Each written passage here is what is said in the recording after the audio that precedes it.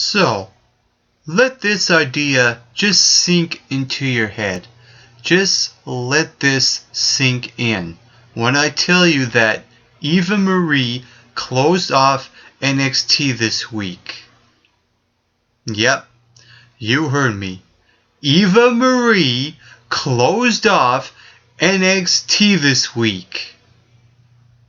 Eva Marie closed off NXT this week. Do I really need to say any more than that? Nope.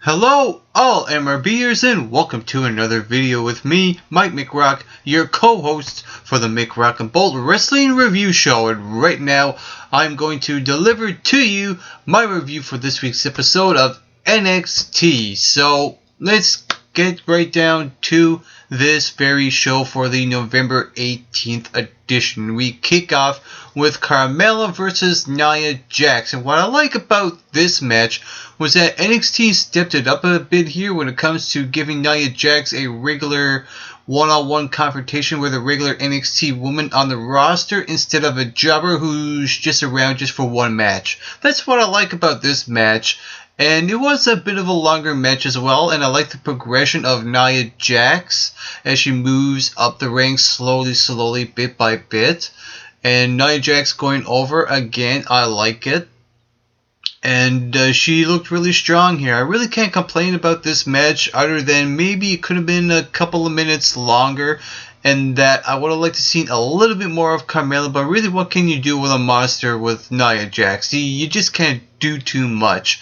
And I like that. I like that Nia Jax doesn't give her opponent the opportunity to even fight back, so they got this point across, and they got this point across pretty effectively. It was a solid establishment of Nia Jax. We get Jason Jordan and Chad Gable versus The Ascension, and even though I thought this match was fine and it was a decent match, I understand NXT's decision of putting Jordan and Gable over here. However, I feel like I saw a missed opportunity here to do something interesting with Jason Jordan and Chad Gable. What I would have done here was to have the Ascension win clean to show their dominance as the former big dogs in their yard, instead of having them come down just for one match to put another team over. What I would have liked to see is the Ascension beat Jordan and Gable clean here. That way Jordan and Gable knows a little bit something about losing the match instead of having them win matches where you don't see anything going on in terms of a story or character development. So I think NXT really missed out on a really good opportunity, and they could have created somewhat of a decent story by having the Ascension to be Jason Jordan and Chad Gable's obstacles to overcome. And I guess NXT is not smart enough to even go there. We even get Emma versus Mary Kate, and I see a little bit of something in Mary Kate. I don't know what it is, but I wouldn't push her just yet because Nia Jax is being established, Asuka is being established.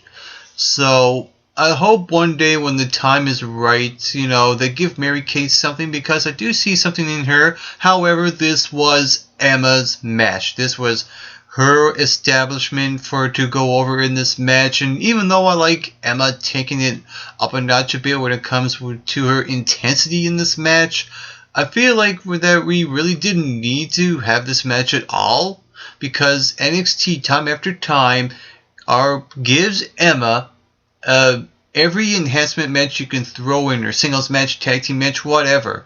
They're just not doing anything with Emma. Nothing of consequence, nothing of importance. I mean, why book her in all of these enhancement matches and not do something with her? I mean, here's what I don't understand sometimes, and this is in terms of WWE booking and trying to create superstars, which they just can't at all. I mean, here you have Emma, who started off fine, worked her way up the ranks on the NXT women's division, and she was red hot by the time her and Paige semi-main evented in the NXT TakeOver Arrival, I do believe it was. She was red hot at the time. She was getting over, putting on good matches after good matches after good matches. She gets called up on Raw, and for some reason, she hooks up with Santina Marella in this ridiculous love story, which I really don't understand why they done that in the first place. And they have her now being demoted back to NXT. To me, it's just complete counterproductive, and no wonder the creative cesspool that is WWE sucks today in creating new stars, because they just can't seem to do it at all. I mean, you can't do anything interesting with Jordan and Gable. They can't do anything with Carmella. I hope Nia Jax, with her Samoan heritage, they'll probably do something with her. Which brings me to Scott Dawson and Dash Wilder. Now, I like them as a team. I think what the WWE lacks right now is some throwback teams. I know we got the Vaudevillains, but we need maybe one or two teams that feel different, and I like that every team on NXT feels different. We got Jordan and Gable, a couple of technical wrestlers. We got the Ascension, who are already on Raw, but they come back on NXT, who are, a dominant powerhouse.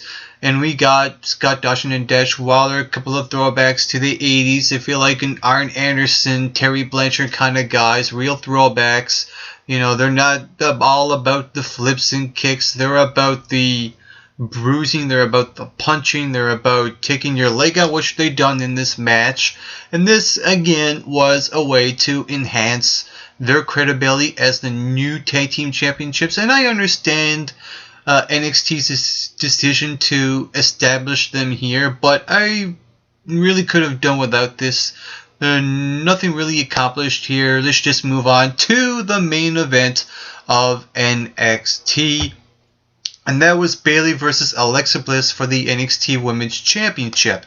I like that NXT build it up to this match throughout the night with two backstage interviews, one from Alexa Bliss, one from Bayley's rebuttal, and also a video package to hype this up for a bit. Even though it was a short feud, NXT delivered on the building up aspect, which was all fine and good. When it comes to the in-ring work aspect, it was a good to decent match, and I like the approach to it as well, because to me, this match looked like it was more focused and more emphasized on the storytelling elements than the wrestling. And it's nice and refreshing to see that coming off of the Iron Woman match involving Bayley and Sasha Banks. So it's nice to see that we're getting a little bit of a different matches involving the Women's Championship. And as far as the winner goes, I agree. Bayley retains, and it was pretty much a given anyway, so there was a bit of a predictability factor there.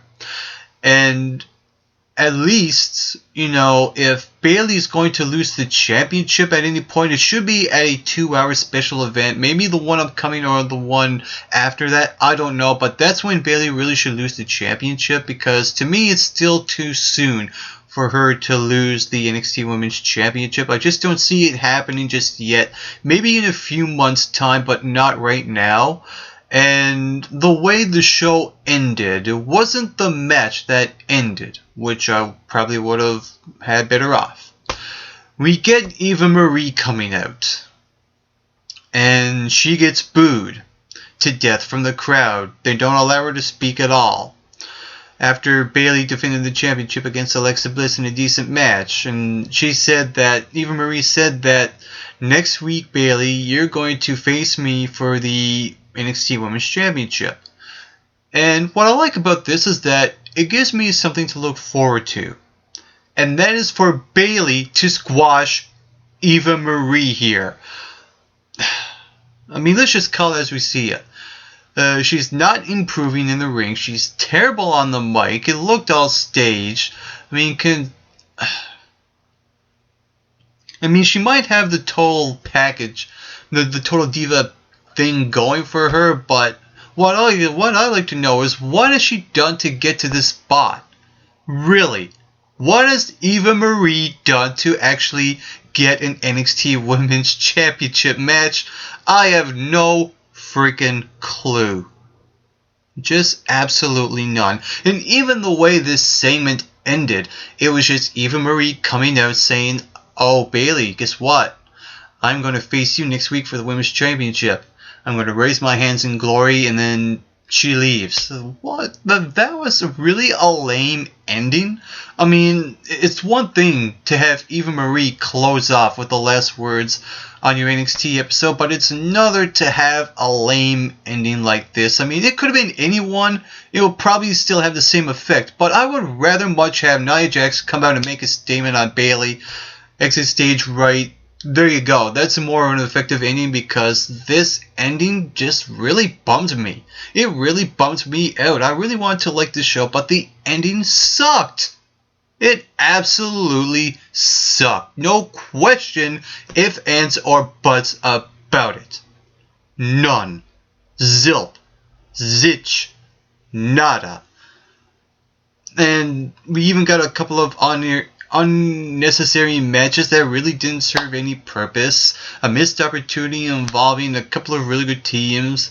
And the only really decent thing that happened on the show before the major suckfest that was Eva Marie was the NXT Women's Championship match with Bayley and Alexa Bliss. That was it. That was the only thing of consequence that was actually any good on this show.